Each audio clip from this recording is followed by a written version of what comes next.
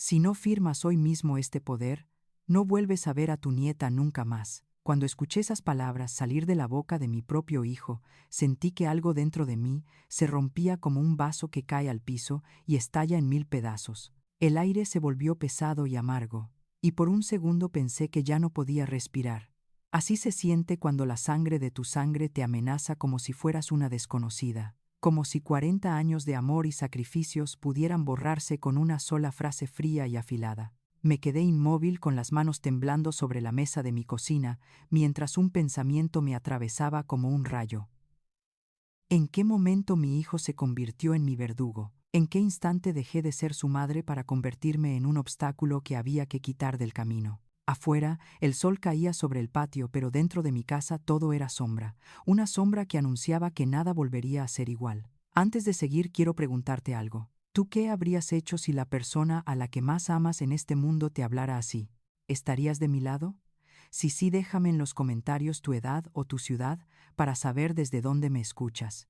Y si crees que ninguna madre merece pasar por algo así, te invito a darle like y suscribirte para no perderte esta historia. Me llamo Rosa Elena Villalobos. Tengo 65 años. Soy una enfermera retirada que pasó la vida cuidando a otros. Creí que conocía el significado de la familia hasta el día en que mi propio hijo Julián llegó a mi puerta con una mirada que ya no reconocí y una exigencia que cambiaría mi destino para siempre. Cuando terminé de contarles aquellas palabras terribles que mi hijo me gritó, supe que para entender mi historia de verdad, debía comenzar por el principio, porque ninguna traición nace de un día para otro y ningún corazón de madre se rompe sin haberlo entregado todo primero. Antes de llegar a ese momento oscuro, hubo una vida llena de trabajo, sacrificio y amor. Una vida que yo creía suficiente para protegerme de cualquier dolor. Me equivoqué. Mi nombre es Rosa Elena Villalobos. Tengo 65 años y durante toda mi vida trabajé como enfermera en un hospital público en Querétaro. Mi historia comenzó mucho antes de aquella tarde en que Julián me levantó el cinturón. Comenzó en una casa pequeña de paredes color crema y un jardín modesto donde mi esposo Héctor solía plantar flores cada primavera. Éramos una familia sencilla, pero feliz. Héctor manejaba un autobús urbano y yo hacía turnos dobles en el hospital para completar el gasto. No éramos ricos, pero nunca nos faltó lo indispensable. Sobre todo no faltaba amor. Cuando Julián nació sentí que el mundo se hacía más grande y más frágil al mismo tiempo. Recuerdo sus primeros pasos en la sala. Recuerdo cómo extendía los brazos pidiendo que lo cargáramos. Héctor lo alzaba tan alto que el niño soltaba carcajadas que llenaban toda la casa. Yo miraba esa escena y pensaba que así se veía la felicidad verdadera. Sin lujos, sin viajes, sin grandes fiestas. Solo 3 personas que se querían con el alma. Los domingos eran sagrados. Desayunábamos pan dulce y café de olla. Luego Héctor le enseñaba a Julián a reparar cosas pequeñas de la casa. Yo los observaba desde la ventana mientras doblaba la ropa. A veces escuchaba a Héctor decirle: «Mira, hijo, un hombre debe aprender a cuidar lo que tiene. Si cuidas las cosas duran. Si cuidas a las personas duran también». Julián asentía con esos ojos enormes que siempre tuvo. Hoy duele recordar esas palabras, porque mi hijo olvidó esa enseñanza y porque yo misma quizá debía haberla escuchado con más atención. Cuando Julián cumplió 15 años, la vida comenzó a cambiar. Héctor enfermó. Primero fueron mareos, después dolores en el pecho y luego ese diagnóstico que nos cayó como balde de agua helada. Un problema cardíaco grave. De la noche a la mañana la vida se volvió una cuenta regresiva que yo no estaba lista para enfrentar. Pasé muchas noches sentada junto a su cama en el hospital, sosteniendo su mano mientras él dormía. Tenía miedo, miedo de perderlo, miedo de quedarme sola, miedo de no saber criar a Julián sin él. Héctor murió un martes por la mañana, mientras yo estaba en turno. No pude despedirme. No pude decirle una última vez que lo amaba. Cuando llegué la cama ya estaba vacía y sentí que se me arrancaba algo del pecho. La vida nunca volvió a ser la misma. Julián se encerró en su habitación por semanas. Yo trataba de hablarle, pero era como si hubiera construido un muro entre nosotros. Un muro que con los años solo se hizo más grande. Con el tiempo, Julián terminó la preparatoria y entró a la universidad. Yo trabajé sin descanso para pagar sus estudios. Lo hacía con gusto porque pensaba que la mejor herencia que podía dejarle era su educación. A veces hacía turnos dobles, a veces vendía gelatinas o tamales para tener un ingreso extra. Y aunque me cansaba profundamente, siempre repetía la misma frase. Está bien, Rosa. Elena es tu hijo. Es tu sangre, vale la pena. Pero mientras él crecía y hacía su vida, yo sentía que se alejaba más y más de mí. Se volvió reservado. A veces, duro. Ya no me contaba sus cosas ni me pedía consejos. Solo llegaba a casa a dormir y se iba temprano al día siguiente. Yo le preparaba su comida y la dejaba en el refrigerador con una nota que decía: «Cuídate, hijo, te quiero». La mayoría de las veces regresaba intacta. Yo me decía que era normal que los hijos crecieran, pero en mi interior había una espina. Algo me decía que ese distanciamiento era más profundo de lo que parecía. Años después conoció a Mariela Campos. La primera vez que la vi, supe que mi vida iba a cambiar otra vez. Mariela era joven y hermosa. Tenía el cabello arreglado con cuidado y unas uñas largas siempre pintadas. Su manera de hablar era dulce, pero sus ojos nunca me miraban con sinceridad. Era como si me observara evaluándome, como si ya, desde ese momento, calculaba cuánto podía obtener de mí. Yo traté de convencerme de que estaba exagerando. Todos los suegros deben sentir algo similar, pensé, pero con el tiempo entendí que aquella primera impresión había sido un aviso. Uno que no supe escuchar. Cuando anunciaron su boda, yo hice todo lo posible por estar feliz por ellos. Ahorré por meses para apoyar con los gastos. Compré flores, ayudé a buscar salón e incluso pagué parte del banquete. Mariela siempre recibía mi ayuda, con una sonrisa educada, pero jamás con gratitud verdadera. Julián, en cambio, parecía cada vez más nervioso. A veces lo encontraba sentado en la mesa mirando el vacío. Cuando le preguntaba si estaba bien, solo respondía: «Estoy ocupado, mamá, no te preocupes». Pero yo sí me preocupaba. Siempre me preocupé. La boda fue grande, más grande de lo que podían pagar. Pero Mariela quería un evento elegante, y Julián accedió sin discutir. Yo me senté en una mesa al fondo porque nadie me pidió que pasara al frente. Mientras ellos bailaban, yo pensaba en Héctor y en cómo habría deseado estar ahí para aconsejar a su hijo, para decirle que el amor no debe doler, que las decisiones importantes deben tomarse con la cabeza fría. Pero Héctor ya no estaba, y yo tenía miedo de decir algo que empujara aún más a Julián lejos de mí. Después de la boda comenzaron las primeras señales de alarma. Llegaron a mi casa una tarde y me dijeron que tenían problemas con tarjetas de crédito que Mariela había usado para comprar ropa y muebles. Julián me pidió dinero. Me lo pidió sin mirarme a los ojos. Yo se lo di. Pensaba que sería temporal, que solo estaban pasando un mal momento. Pasaron los meses y las visitas se hicieron más frecuentes y más tensas. Ya no venían a saludar, venían a pedir.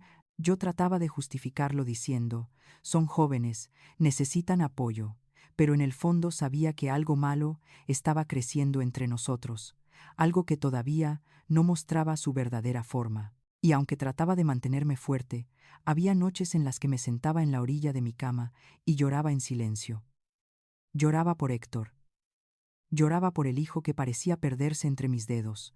Lloraba por la sensación de que mi casa ya no era un refugio, sino un recordatorio de todo lo que estaba fallando. A veces le hablaba a Héctor en voz baja, como si aún pudiera escucharme, y le decía: «No sé qué hacer, amor. No sé en qué momento todo se rompió. Necesito tu guía. Dame una señal». Pero la vida no responde como una película. La vida responde con hechos. Un día a la vez. Y las señales comenzaron a llegar. Pequeñas, sutiles, pero claras. Y todas apuntaban a algo que yo no quería ver. Ese algo que finalmente tocaría mi puerta una tarde. Una tarde que dividiría mi vida en un antes y un después. Ahí comenzó la verdadera tormenta. Aquel día comenzó como cualquier otro. El sol caía tibio sobre el patio y yo estaba preparando café de olla mientras escuchaba el sonido tranquilo de la calle. Parecía una tarde normal. Una de esas tardes que la vida usa para engañarte antes de arrancarte el piso. Nunca imaginé que en unas horas estaría frente a la peor versión de mi propio hijo. Eran casi las 6 cuando escuché golpes fuertes en la puerta. Me limpié las manos con el mandil y caminé hacia la entrada. No esperaba a nadie. Cuando abrí la puerta, vi a Julián y a Mariela parados ahí. Julián tenía la camisa arrugada, el cabello desordenado y una expresión que no reconocí. Mariela, en cambio, estaba impecable como siempre, pero sus ojos mostraban una impaciencia que me heló la sangre. «Mamá, tenemos que hablar», dijo Julián, sin saludarme. Su voz era dura como piedra, sin emoción, sin cariño. «Claro, hijo, pasen, les preparo un café», contesté intentando mantener la calma. «No queremos café», dijo Mariela, mientras cruzaba el umbral como si la casa fuera suya. Sentí un nudo en el estómago. Algo estaba mal, muy mal. Se sentaron en la mesa del comedor. Julián sacó un folder amarillo, lo colocó frente a mí y lo empujó hacia mis manos. «Firma esto, mamá», dijo sin rodeos. Tomé el folder con manos temblorosas. Eran documentos legales. Un poder amplio, para que él pudiera administrar mi casa, mis cuentas, mis decisiones. Leí la primera línea y sentí que el aire me faltaba. «Hijo, ¿para qué necesitas esto?», pregunté con la voz quebrada. «Para ayudarte», dijo Julián, sin mirarme. «La casa es grande, y tú ya estás grande. No puedes con todo. Es mejor que la administre yo». «No necesito que nadie administre mi casa», dije tratando de sonar firme. «Yo la pagué con mi trabajo. No pienso entregarla». Mariela soltó una carcajada suave. «Ay, doña Rosa, no empiece con dramas. Es lo mejor para todos». Mi corazón latía tan fuerte que podía escuchar los golpes en mis oídos. Miré a mi hijo buscando en su rostro alguna señal de duda, de amor, de humanidad. No encontré nada.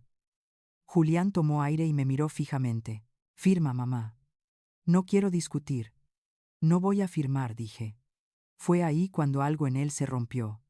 Se levantó de golpe tirando la silla hacia atrás, se llevó las manos al cinturón. Escuché el sonido del cuero deslizándose por las presillas, ese sonido que tantas veces había escuchado cuando Héctor se lo quitaba para guardar su uniforme de trabajo. Pero esta vez no tenía nada de familiar. Este sonido venía cargado de amenaza. «¿Qué haces, Julián?», susurré sin poder moverme. «Solo quiero que entiendas», respondió. «O firmas o esto se pone feo». Mariela se apartó un poco, pero no para detenerlo, sino para tener mejor vista, como si fuera un espectáculo. Quise hablar, pero las palabras no salían. Tenía frente a mí al niño que yo había cargado cuando tenía fiebre, al muchacho al que le preparé lonches para la escuela, al joven al que le pagué la universidad trabajando turnos dobles. Pero ese niño, ese joven, ese hijo ya no estaba. Su mirada estaba vacía, fría, extraña. Julián dio un paso hacia mí. Levantó el cinturón. El cuero oscuro brilló bajo la luz de la cocina. Sentí un sudor frío recorrer mi espalda. «Hijo, por favor, no hagas esto», dije con lágrimas en los ojos. «Firma, mamá». Por última vez. En ese momento pensé que mi corazón iba a detenerse. Pensé que el dolor de esa escena era más fuerte que cualquier golpe. Y pensé también en mi esposo Héctor. ¿Qué diría si viera a nuestro hijo así? Entonces sonó el timbre. Ding dong. El sonido fue como un trueno en medio del silencio. Julián se quedó congelado. Mariela abrió los ojos como si hubiera visto un fantasma. «¿Quién es?», preguntó ella con un hilo de voz. «No sé», respondí. Volvieron a tocar. Ding dong, ding dong. Sentí que mis piernas se movían solas. Caminé hacia la puerta mientras Julián gritaba: «Mamá, no abras». Pero yo ya no escuchaba. Algo dentro de mí dijo: «Abre. Abre ahora». Tomé el picaporte con mano temblorosa y abrí.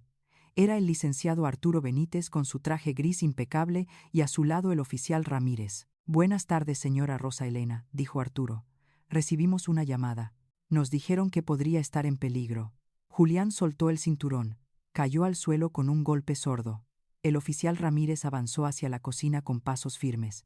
«¿Qué está pasando aquí?», preguntó el oficial. Mariela comenzó a tartamudear. «No es lo que parece, oficial, ella solo está exagerando». Arturo recogió los documentos de la mesa. Leyó en silencio y luego dijo: «Estás intentando obligar a tu madre a firmar una procuración. Esto es coacción, Julián». Julián bajó la mirada. Sus manos temblaban. «Mamá solo quería ayudarte», murmuró. «Ayudarme», dije con voz rota, amenazándome con un cinturón. El oficial Ramírez dio un paso más y miró a Julián directamente. «Señor, retroceda. Ahora». Julián obedeció. Yo me quedé ahí parada sintiendo como si mis piernas ya no me sostuvieran. Arturo puso una mano suave en mi hombro. Señora Rosa Elena está bien. Quiere que llamemos a una patrulla adicional. Negué con la cabeza, pero mis ojos estaban llenos de lágrimas. No sé qué quiero, no sé qué pasó con mi hijo. Arturo suspiró. Señora, se lo dije hace meses. Alguien que la quiere mucho nos llamó. Alguien sabía que esto podía pasar. Y en ese instante entendí. Doña Beatriz. Mi vecina. Mi amiga. Esa mujer que siempre me decía, Rosa Elena, abre los ojos. Mientras el oficial hablaba con Julián, yo pensé en algo. Una pregunta que me quemaba por dentro. ¿Y tú qué habrías hecho si tu propio hijo te hubiera puesto entre firmar y perder tu dignidad?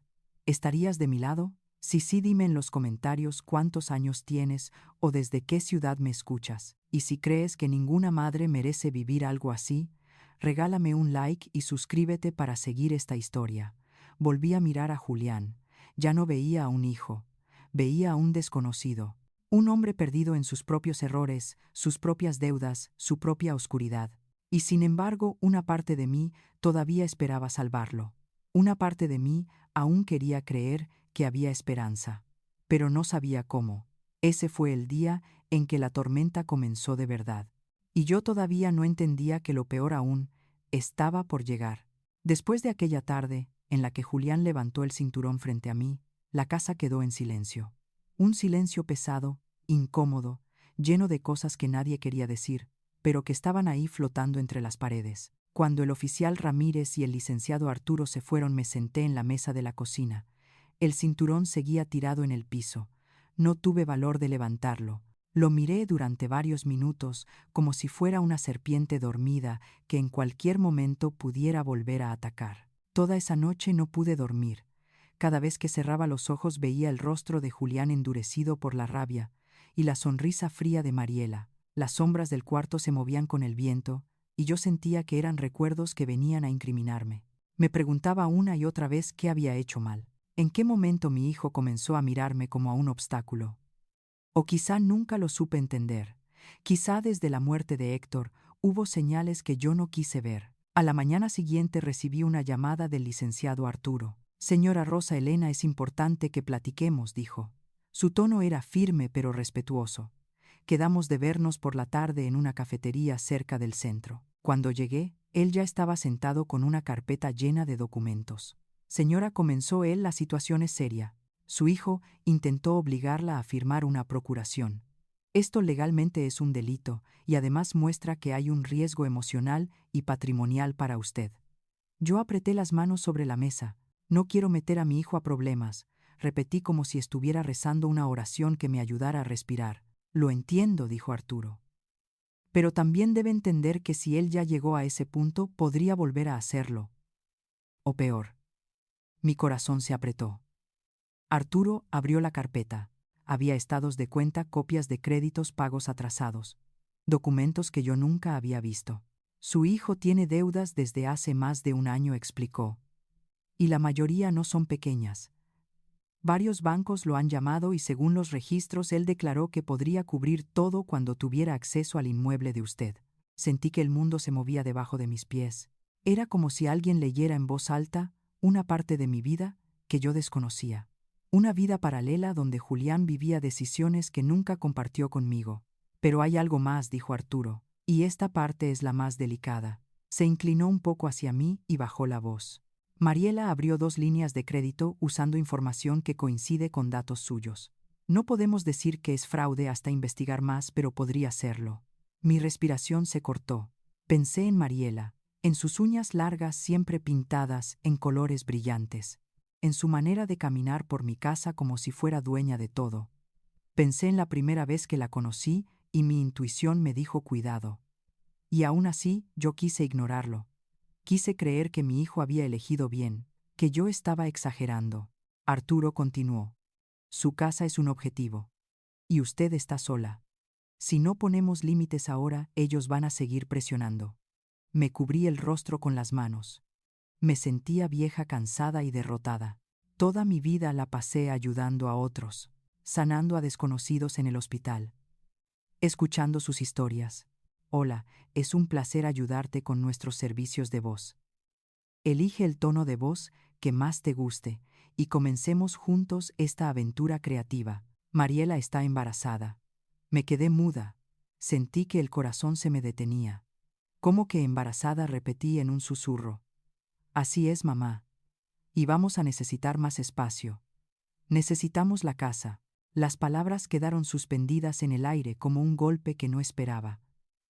Yo había soñado con tener un nieto, con abrazarlo, con tejerle chambritas, con verlo correr por el jardín, pero no así, no bajo estas condiciones, no con una amenaza escondida detrás de la noticia. Hijo, dije, con la voz temblorosa, yo los quiero ayudar, pero esa casa es lo único que tengo. Es mi vida entera. Hubo un silencio largo, incómodo.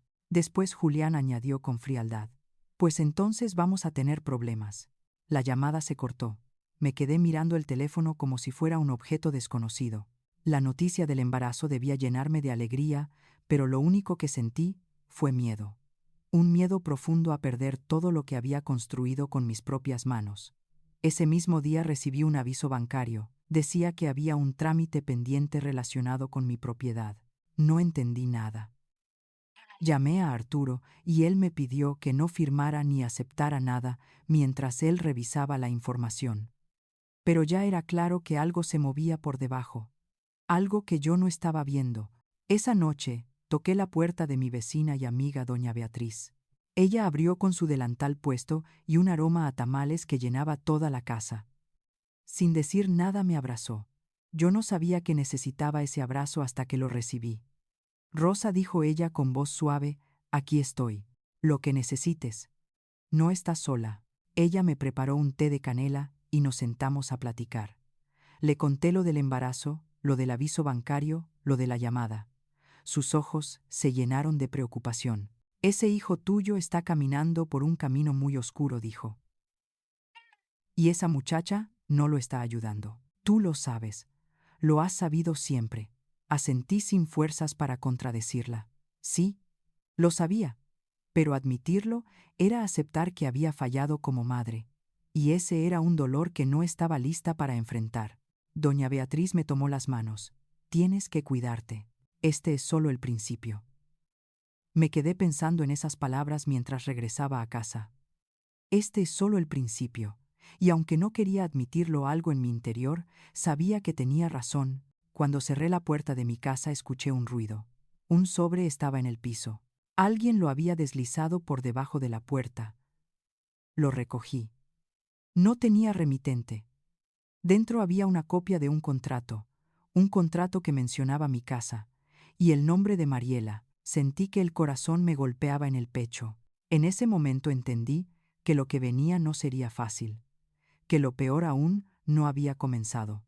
Y justo ahí comenzó mi verdadero miedo, porque sabía que ese documento escondía la puerta al próximo capítulo de mi vida, un capítulo que yo no estaba lista para enfrentar.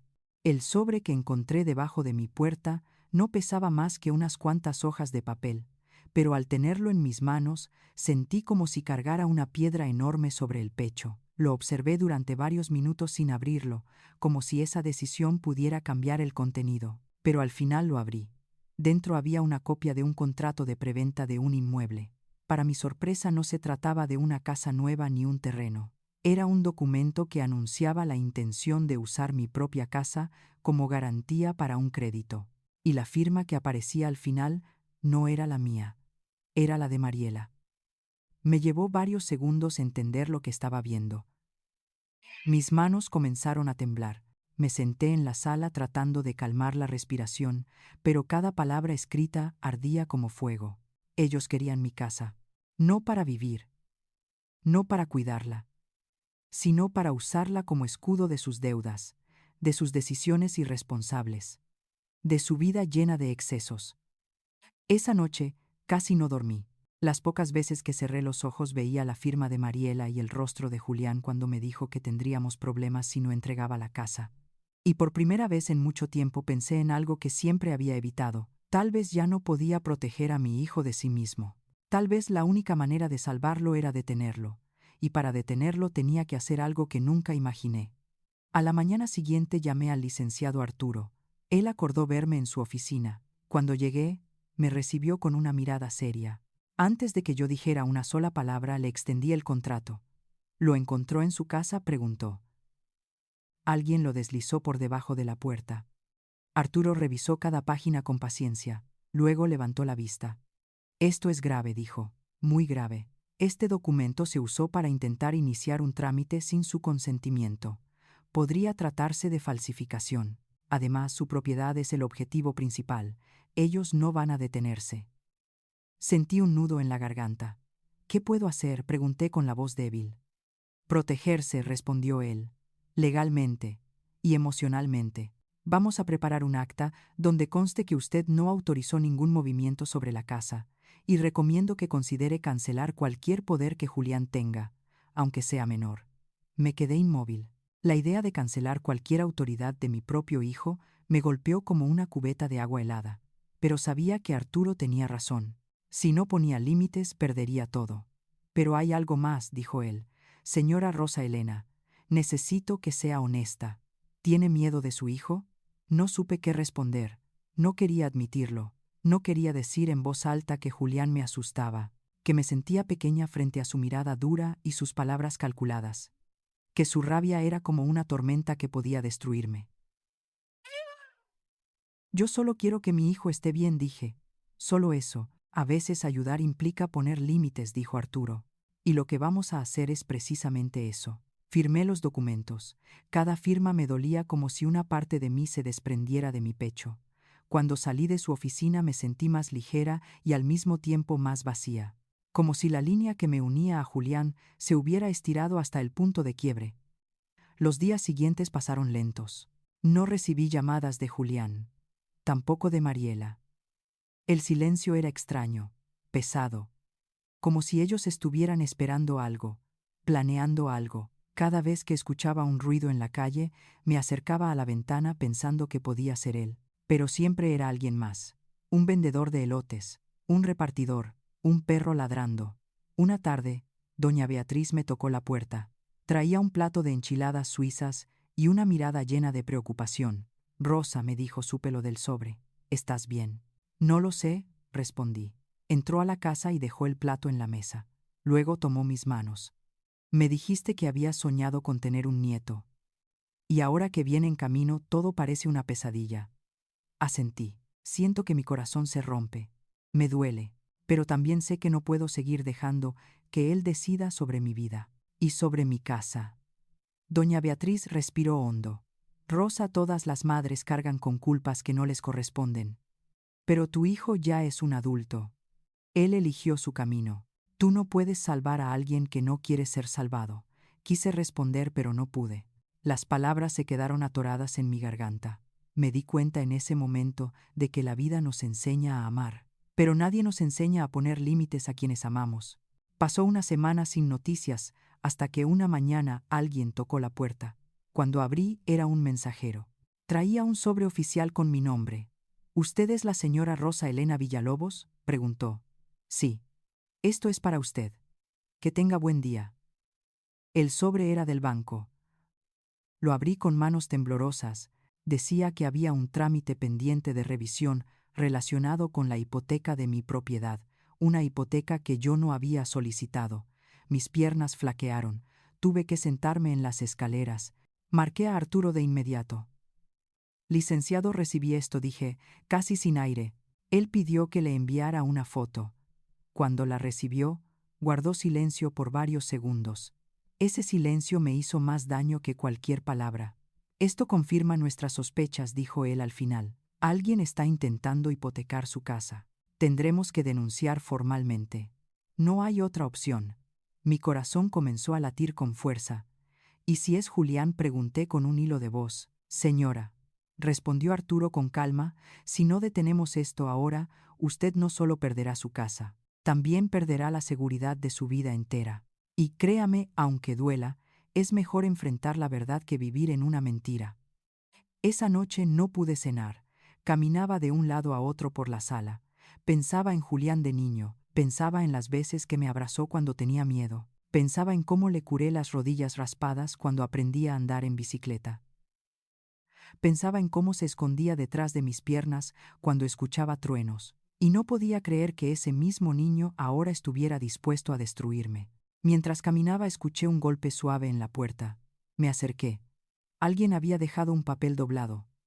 Lo recogí. No tenía nombre, ni sello, ni nada. Solo una frase escrita a mano. Ya casi. Sentí un escalofrío. Miré por la ventana, pero no vi a nadie. Guardé el papel dentro de un cajón.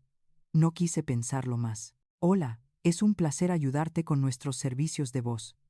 Elige el tono de voz que más te guste y comencemos juntos esta aventura creativa. Al caer la noche, mientras apagaba las luces de la casa, pensé en algo que no me dejaba tranquila. El sobre, el papel, el trámite del banco. Todo parecía indicar que ellos ya habían puesto en marcha un plan. Un plan que yo aún no comprendía. Un plan que quizá ya estaba avanzando sin que yo pudiera verlo. Y supe que el siguiente golpe podría llegar en cualquier momento. Y que sería aún peor que todo lo que había enfrentado hasta ahora. Los días posteriores a la llamada del banco se convirtieron en una mezcla de ansiedad y silencio. Parecía que cada rincón de mi casa respiraba conmigo. Cada piso que crujía sonaba como un aviso. Cada sombra que se movía con el viento me hacía voltear con el corazón encogido. Nunca en mi vida había sentido miedo dentro de mi propia casa. Y sin embargo, ahí estaba, sentado conmigo en la mesa, dormido en el sillón, siguiéndome a donde fuera. El licenciado Arturo continuó trabajando en la denuncia. Me llamó varias veces para confirmar datos y reunir documentos. Yo trataba de ser fuerte, pero por dentro me sentía al borde de romperme. A veces, mientras revisaba papeles, me sorprendía llorando sin darme cuenta. Era como si aquellas lágrimas guardadas por años finalmente hubieran encontrado salida. Una tarde recibí un mensaje de Julián. Solo decía, tenemos que hablar. No respondí. Después llamó varias veces, pero no contesté. Tenía miedo, y tenía vergüenza de tener miedo, porque ninguna madre debería sentir terror cuando su hijo marca su número, pero yo lo sentía.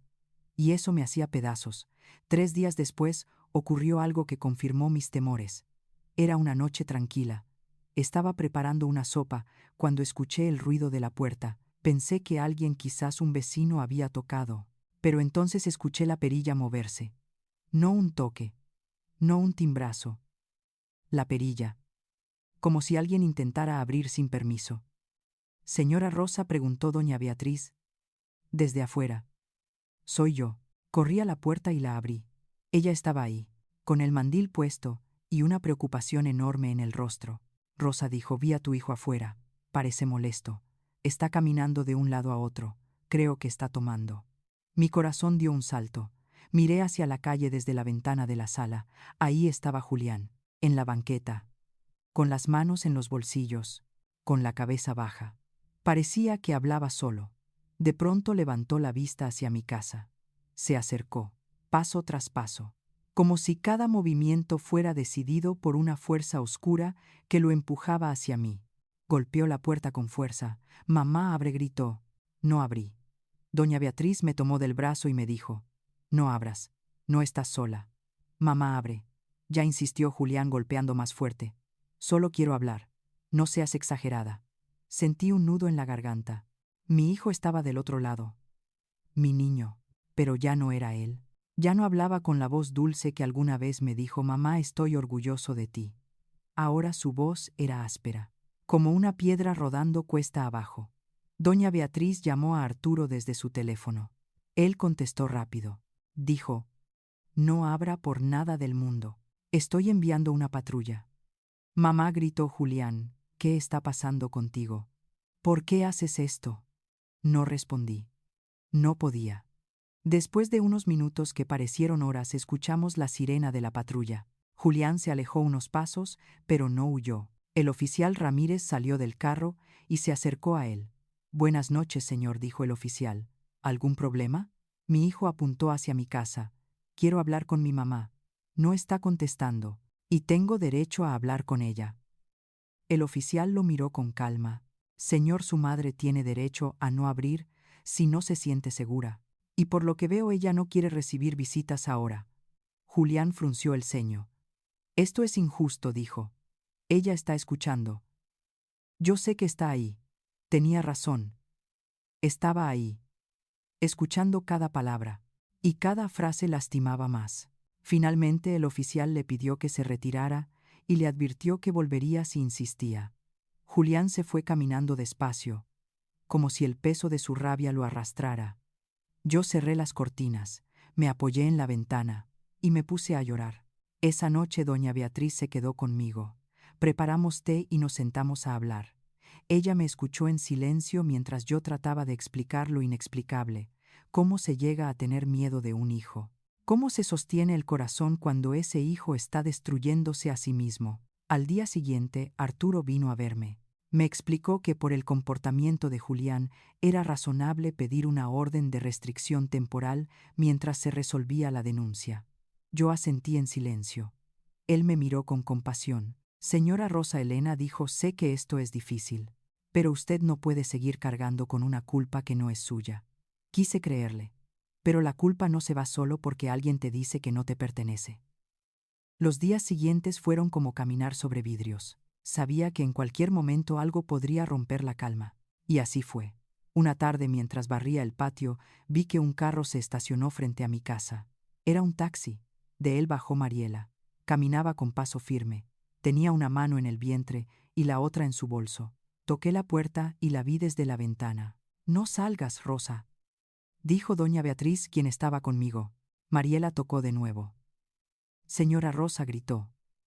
«Sé que está ahí. Y quiero hablar con usted». No respondí. Ella tocó aún más fuerte. «Señora, mejor salga. No vengo a pelear. Necesitamos llegar a un acuerdo». Un acuerdo, pensé. ¿Pero un acuerdo para quién? ¿Para salvar a Julián?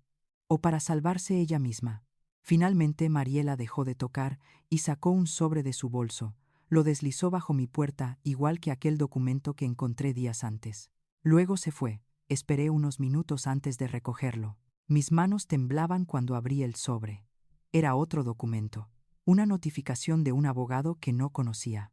Decía que ellos solicitarían una revisión legal sobre mi supuesto incumplimiento familiar y que buscarían pruebas para demostrar que yo estaba actuando en contra del bienestar de mi nieta por nacer. Sentí que las piernas me fallaban. Me senté en el sillón. Leí el documento una y otra vez. Eran palabras diseñadas para lastimarme, para intimidarme, para hacerme ceder. Pero lo único que hicieron fue despertar algo dentro de mí, algo que estaba dormido desde la muerte de Héctor. Una fuerza que yo creía perdida. Llamé a Arturo. Él llegó esa misma tarde. Leyó el documento y negó con la cabeza. «Esto es presión emocional», dijo. «Quieren hacerla dudar. Quieren quebrarla. No lo permita. Este documento no tiene sustento legal. Pero debemos actuar ya». Yo lo escuchaba en silencio, pensando en Julián, en mi nieta, en la casa, en mi vida entera. Arturo continuó. «Vamos a presentar una solicitud para protegerla legalmente. Y también vamos a pedir acceso a los movimientos recientes de Julián. Necesitamos entender hasta dónde han llegado». Asentí. No tenía fuerzas para hablar. Esa noche, cuando Arturo se fue, me quedé sola en la sala. Miré alrededor. Cada mueble, cada pared, cada cuadro tenía una historia, una risa, un recuerdo. Esta casa no era solo un lugar, era el corazón de mi vida, y alguien estaba tratando de arrancármelo. Me levanté y cerré puertas y ventanas. Revisé 2 veces que todo estuviera asegurado. Apagué las luces y me quedé de pie en la oscuridad, solo con el sonido del viento y mi propia respiración. Y entonces lo escuché, un golpe, suave, pero claro, como si alguien hubiera tocado la ventana del patio. Me quedé inmóvil, el corazón golpeándome en el pecho. Volvió a sonar. Un golpe, y luego otro. No me moví. No abrí la cortina, no dije una palabra, solo escuché. Sentí que algo o alguien estaba ahí, afuera, esperando, observando, como si la sombra que había entrado en mi vida finalmente hubiera encontrado la puerta de mi casa. Y en ese instante supe que lo que venía después sería mucho peor, más oscuro, más doloroso. y completamente inevitable. No pude dormir después de escuchar aquellos golpes en la ventana. Pasé la noche, sentada en el sillón con la lámpara encendida, escuchando cada ruido, cada crujido, cada soplo de viento como si fuera una advertencia. Al amanecer me dolían los ojos como si hubiera llorado sin lágrimas. El cansancio me pesaba en los huesos, pero también algo nuevo había despertado dentro de mí. Una determinación que se mezclaba con el miedo. No iba a dejar que me arrebataran todo. No otra vez. No después de haber perdido ya a Héctor, a mi tranquilidad y casi a mi propia dignidad. A media mañana el licenciado Arturo llegó a mi casa. Tocó la puerta con suavidad y cuando le abrí notó de inmediato mi rostro cansado. «No durmió, ¿verdad, señora Rosa Elena?», dijo con voz baja. Negué con la cabeza. Preferí no contarle sobre los golpes en la ventana. No quería sonar paranoica, aunque en el fondo sabía que no estaba imaginando nada. Arturo colocó una carpeta gruesa sobre la mesa. Traía documentos oficiales, copias certificadas y una denuncia lista para presentar. También traía algo que no esperaba. Una expresión de preocupación sincera. «Tenemos que ir a tribunales hoy mismo», dijo. «Ya no podemos esperar». Me aferré al borde de la mesa. Sabía que ese momento llegaría, pero nunca pensé que el día sería tan oscuro. Respiré hondo y asentí. Nos fuimos en su carro. Durante el camino vi la ciudad a través de la ventana. Las calles llenas de gente. Vendedores de fruta. Niños corriendo detrás de un balón. Todo parecía normal, tan normal que me dolía, porque mi vida ya no lo era. Llegamos a los tribunales. El edificio era grande, frío, con paredes que parecían absorber las voces. Al entrar sentí un nudo en la garganta. Era como si todos mis errores y silencios se materializaran en ese lugar. Arturo me pidió que me sentara mientras él solicitaba el turno. Cuando llegó el momento, nos hicieron pasar a una oficina. Una mujer joven, con lentes y un semblante serio, nos pidió los documentos. «Estoy aquí para solicitar medidas de protección para la señora», dijo Arturo, con firmeza. Su hijo ha intentado forzarla a firmar documentos, ha presionado emocionalmente y ha intentado usar su propiedad sin consentimiento. La mujer revisó los papeles con rapidez, pero con atención. Luego me miró directamente. «Señora Rosa Elena, ¿teme usted por su integridad?», preguntó. La pregunta me atravesó como un cuchillo. No quería decir que sí. No quería admitirlo. Pero lo hice. Sí, respondí en voz baja. «Sí, tengo miedo». Ella anotó algo y continuó. «Ha habido violencia física», no dije. «Pero sí hubo amenazas. Y un intento de intimidación», Arturo añadió. «Además, se han hecho trámites ilegales con documentos que llevan su nombre sin autorización». La mujer asintió. Revisó más papeles. Finalmente dijo: «Está bien. Con esto podemos proceder a emitir una medida de protección temporal. También se abrirá investigación formal sobre los movimientos financieros realizados por su hijo y su esposa». Sentí un peso enorme caer sobre mí. No sabía si era alivio o tristeza, tal vez ambas cosas. Firmé donde me indicaron. Mi nombre se escribió con tinta azul varias veces. Cada firma era como un pequeño duelo, pero también un paso hacia algo que necesitaba hacer. Por mí, por mi paz, por mi vida. Cuando salimos del edificio me sentía vacía. Arturo me acompañó hasta su carro. «Señora», dijo, mientras arrancaba, «sé que esto es duro, pero quiero que sepa algo. Usted no está sola y está tomando las decisiones correctas». Volteé hacia la ventana. Las nubes estaban bajas, grises. Parecía que iba a llover. «Gracias, Arturo», dije con voz suave. Regresamos a mi casa, pero la tranquilidad duró poco. Apenas unas horas después sonó mi teléfono. Era Julián. No contesté. Volvió a sonar, y a sonar. Luego dejó un mensaje. «Mamá», dijo con voz entrecortada, «tenemos que hablar. Por favor, contesta». Apreté el teléfono contra mi pecho. No quería escucharlo. No podía. Minutos después, otro mensaje. «Mamá, me están siguiendo. No sé qué está pasando». Mi corazón dio un salto. ¿Era verdad? ¿O era otra manipulación? La ventana del patio volvió a sonar. Esta vez, no un golpe fuerte, solo un roce suave, como si alguien pasara la mano por el vidrio. Retrocedí con un escalofrío. Miré hacia afuera sin abrir la cortina. No vi nada, pero sabía que no estaba imaginando. El teléfono sonó otra vez. Julián lloraba. Mamá, por favor, no quiero problemas. Dime qué hacer. Sentí un torbellino en el pecho. Nunca había escuchado a mi hijo así, ni siquiera cuando era niño y se caía en la bici, ni cuando murió su padre, pero también sabía que el miedo puede disfrazarse de muchas maneras. De arrepentimiento, de súplica, de desesperación. Respiré hondo y le llamé a Arturo. Él contestó rápido. Licenciado, dije, Julián está llamando. Dice que lo siguen. Hubo un silencio corto del otro lado. Señora, dijo con voz seria, podría ser presión emocional. O podría ser que ya se dieron cuenta de la denuncia.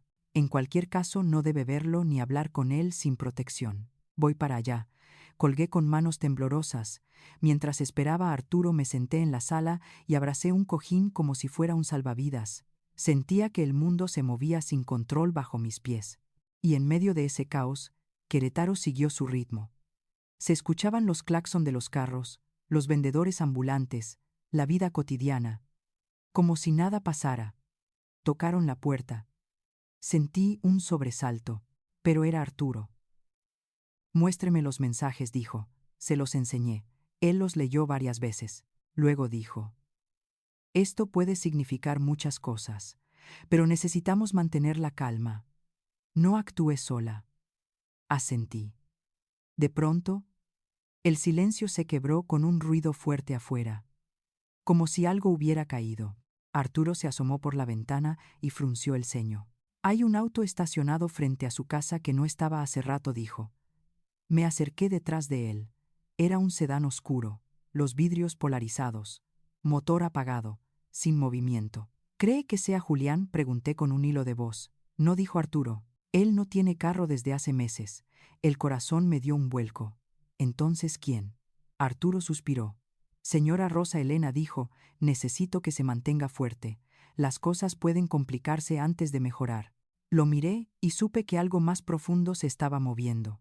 Algo más grande que un simple pleito familiar. Algo que estaba a punto de desbordarse. Y en ese momento sonó mi teléfono otra vez. Era un número desconocido. Contesté con la voz temblorosa. Bueno, un silencio. Largo. Frío. Luego una voz masculina dijo: ya no queda mucho tiempo. Y colgó. Después de aquella llamada del número desconocido, la casa entera se sintió más pequeña, como si las paredes se cerraran poco a poco sobre mí. Arturo me pidió que mantuviera la calma, pero era imposible. ¿Cómo mantenerla cuando una voz fría y distante te dice que el tiempo se acaba? ¿Qué significaba eso? ¿Qué querían de mí? O más bien, ¿qué querían de Julián? Pasé varias horas sin moverme del sillón, mirando el celular, leyendo y releyendo los mensajes de Julián. Tengo miedo, mamá. Me están siguiendo. No sé qué hacer. Y por primera vez en semanas sentí algo que creí extinguido. Compasión. Pero al mismo tiempo sabía que no podía confiar en cada palabra suya. Julián siempre había tenido dos caras. La de hijo asustado y la de hombre capaz de lastimarme para obtener lo que quería. Arturo decidió quedarse un rato más en la casa. Cerró cortinas, revisó si las puertas estaban bien aseguradas y luego se sentó frente a mí. Señora Rosa Elena, dijo con tono firme, necesito que me diga la verdad. ¿Escuchó algo más ayer en la noche o solo fueron golpes en la ventana? Solo los golpes, respondí, pero algo en su mirada me decía que él intuía más. Que incluso antes de que yo lo llamara a él, ya sospechaba que todo esto llegaría a un punto crítico. Arturo tomó aire. Señora, dijo, su hijo podría estar involucrado con personas equivocadas. Y esas personas podrían estar presionándolo a través de usted. El corazón se me detuvo por un instante. Personas equivocadas. ¿Qué tipo de personas? No lo sé, respondió Arturo, pero los intentos de hipotecar su casa, las deudas, los movimientos financieros, la presión constante. Todo esto no lo hace solo una pareja desesperada. Siento que hay más. Me quedé mirando mis manos. Nunca había pensado en esa posibilidad. Para mí los villanos siempre habían sido Julián y Mariela, pero ahora la posibilidad de que hubiera otros involucrados me helaba la sangre. De pronto el celular volvió a sonar. Esta vez no contesté. Lo dejé sobre la mesa. Vibraba una y otra vez como un corazón desesperado. Al caer la noche, Arturo tuvo que irse. Me pidió que no abriera la puerta a nadie, que lo llamara incluso si solo escuchaba un ruido extraño. Cuando cerró la puerta detrás de él, sentí un vacío enorme, como si la casa de pronto se hubiera quedado hueca. Prendí la luz del patio. Y ahí estaba, el mismo sedán oscuro que habíamos visto horas antes, estacionado frente a mi casa, sin moverse, con las luces apagadas. No veía a nadie dentro por los vidrios polarizados, pero sabía que alguien estaba adentro, observando. Cerré las cortinas. Me serví un poco de agua, pero el vaso me temblaba en la mano. La noche avanzó lenta, pesada. El reloj marcaba las 11 cuando escuché un golpe en la puerta. No un golpe fuerte, más bien un toque tímido, dudoso. Mi corazón se aceleró. No me acerqué, esperé. Luego escuché su voz. Mamá, soy yo. Ábreme, por favor. Era Julián. Me quedé paralizada. No sabía qué hacer. Abrirle. Llamar a Arturo. Ignorar. Hablar a través de la puerta. Mamá, por favor, dijo con un tono que me rompió por dentro. No vengo a pelear. Solo necesito hablar contigo. Me acerqué sin abrir. ¿Qué quieres, Julián?, pregunté. Silencio. Luego su respuesta llegó suave. Necesito irme. Sentí como si el mundo se me desmoronara. Irte. ¿A dónde? A donde sea. No puedo seguir aquí. Y menos si alguien me está buscando. Mamá, me van a hacer algo. Lo sé. Me sentí mareada. Necesité apoyarme en la pared. Julián continuó. Quería pedirte que me prestes dinero. Lo que puedas. Para salir de la ciudad, para que Mariela y la niña estén seguras. La niña. Luciana. Mi nieta. Mi sangre. Por un segundo sentí un impulso irracional de abrir esa puerta, de abrazarlo, de decirle que lo ayudaría, que haría cualquier cosa por proteger a mi familia. Pero la cordura regresó como un golpe seco. Julián, dije con voz firme, no puedo darte dinero. No puedo ayudarte a huir. Esto no es la solución. Del otro lado escuché cómo él daba un golpe a la pared. No fuerte, pero lleno de frustración. Siempre lo mismo, dijo con rabia contenida, siempre poniéndote en mi camino. Tú no entiendes. No entiendes nada, mamá. Y entonces cambió la voz. Ya no sonaba desesperado, ni triste, ni asustado. Era fría, afilada. La voz que conocí aquella tarde cuando levantó el cinturón. Pero está bien, dijo, no necesitamos tu dinero. Ya tengo algo mejor. Mi corazón se detuvo. ¿Qué tienes? Tu casa. Sentí que el aire me abandonaba. Julián continuó. ¿Crees que no sé lo que hiciste? Lo de los tribunales, lo de las denuncias, pero ya no importa. Ellos me dijeron que hay otra forma, que todo lo que necesito es demostrar que no eres apta, que no estás bien de la cabeza, y entonces la casa será mía. No pude responder. Me quedé congelada con las manos temblorosas. Lo escuché alejarse, sus pasos pesados sobre la banqueta, el portazo del sedán oscuro, y luego el motor encendiéndose. Me quedé ahí, mirando la puerta, sintiendo que mis piernas se aflojaban. No podía respirar, no podía pensar. Fui hacia el sillón, me senté y comencé a llorar. Lloré por Julián, por mí, por todo lo que habíamos perdido, por lo que ya no podría recuperarse. Pero entre todo ese dolor algo más nació dentro de mí. Una claridad brutal. Ellos no iban a detenerse. Ya habían cruzado demasiadas líneas. Y si yo no actuaba, ahora iba a perderlo todo. A la mañana siguiente llamé a Arturo. Licenciado, dije con voz ronca, tenemos que acelerar todo. No podemos esperar más. Arturo pidió que le contara exactamente todo lo que Julián había dicho. Cuando terminé, hubo un silencio largo. Señora Rosa Elena, dijo, esto está más avanzado de lo que imaginaba. Y si su hijo ya recibió instrucciones de alguien más, entonces algo grave está por ocurrir. ¿Qué tanto de grave?, pregunté. Muy grave, dijo él. El siguiente paso podría ser intentar declararla mentalmente incapaz, o algo peor. Pero no se preocupe, vamos a impedirlo. Tendremos que hacer un movimiento legal más fuerte. Pero necesito que sea valiente. Asentí aunque mi cuerpo temblaba. Valiente. Qué palabra tan pesada. Y tan necesaria. Durante todo el día sentí que algo flotaba en el ambiente. como una sombra, como una cuenta regresiva invisible. Algo estaba por pasar, algo que no podía nombrar pero que se acercaba.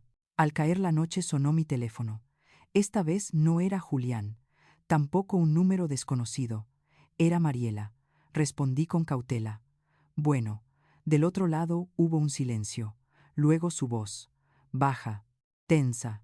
Señora, dijo, tenemos que vernos. Es urgente. Cuando escuché la voz de Mariela aquella noche, supe que algo estaba a punto de romperse. No sonaba altiva ni arrogante como siempre. Sonaba cansada, como si llevara días sin dormir. Señora, dijo con un hilo de voz, de verdad necesitamos hablar. No es una trampa. No se imagina lo que está pasando. Por un momento pensé en colgar, pero algo dentro de mí me dijo que la escuchara.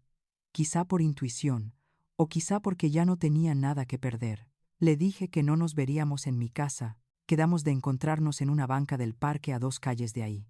Un lugar público, un lugar donde, si algo pasaba, habría testigos. Salí de casa con el corazón golpeándome en el pecho. Las luces amarillas del parque iluminaban los árboles y el viento movía las ramas con un murmullo suave. Mariela ya estaba ahí, sentada, con una mano en su vientre y la otra cubriéndose la cara.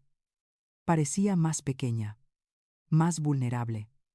Cuando me vio se levantó de inmediato. Señora, dijo, no sé por dónde empezar, pero necesito que me escuche aunque sea por última vez.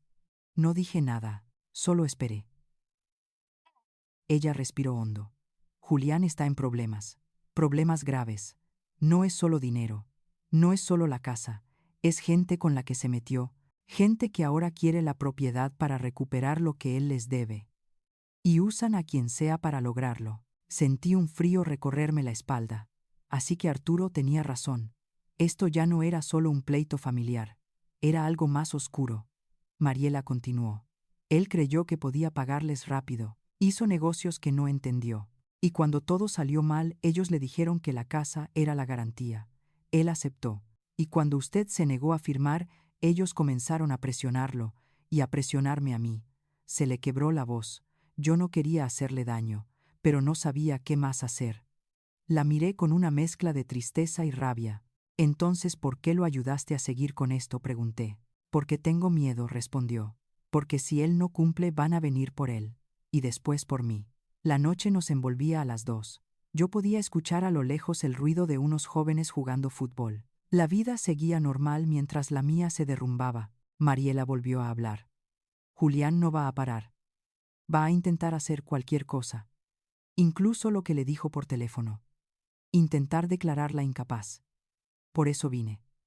Porque sé que él no está bien, y no quiero cargar con eso.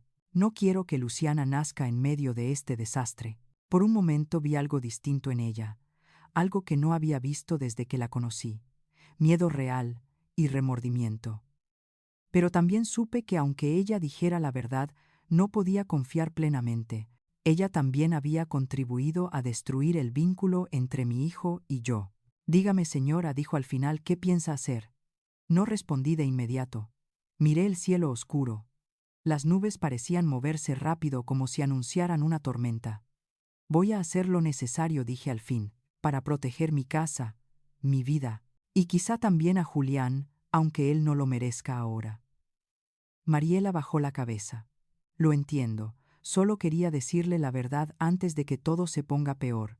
Cuando regresé a casa, sentí que mis pasos eran más firmes, como si cada palabra de Mariela me hubiera llevado al borde de una decisión que ya no podía postergar.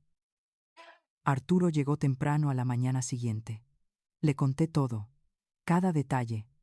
Él escuchó en silencio, frunció el ceño varias veces. Cuando terminé, dijo: señora, lo que describe confirma que hay terceros involucrados. Pero eso también nos da más herramientas legales. Es hora de presentar la solicitud para proteger no solo sus bienes, sino también su integridad. Y también podemos iniciar acciones contra quienes han intentado manipular su estado mental. Asentí.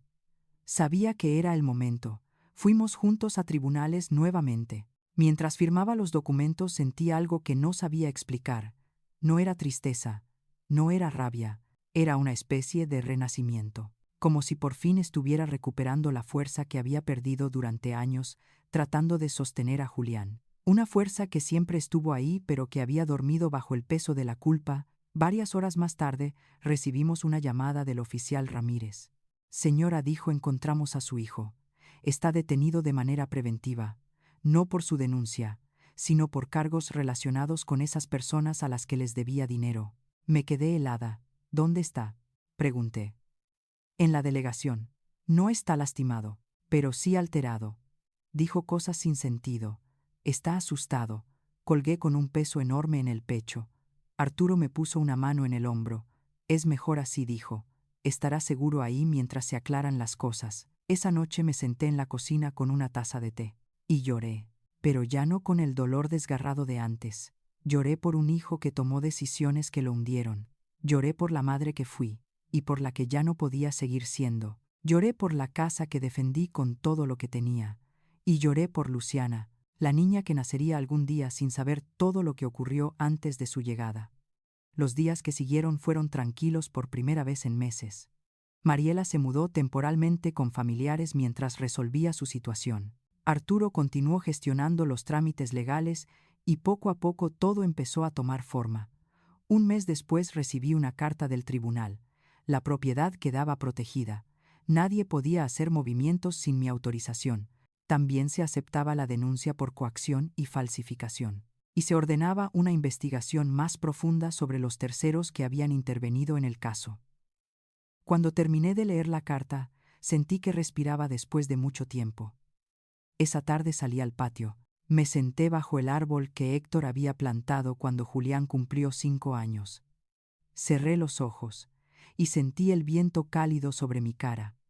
Pensé en todo lo que había pasado, en cada golpe emocional, en cada miedo, en cada traición. Y entendí algo. Una madre puede soportar casi cualquier cosa, pero también puede levantarse y renacer, y protegerse a sí misma aunque duela, porque el amor no significa permitir que te destruyan. El amor también es decir basta. Abrí los ojos y sonreí, a pesar del dolor. Miré hacia el cielo y dije en voz baja: Héctor, lo logramos. La casa sigue en pie. Y yo también. Antes de terminar esta historia, quiero preguntarte algo. ¿Tú qué habrías hecho en mi lugar? Si te conmovió esta historia, dale like y suscríbete para que sigamos compartiendo relatos que nos recuerdan que incluso en medio del dolor existe una salida. A veces la vida nos quiebra, pero también nos enseña a reconstruirnos. Porque al final entendí algo que quiero compartir contigo. Perder a un hijo por sus errores duele, pero perderse a uno mismo duele más. Y yo elegí no perderme.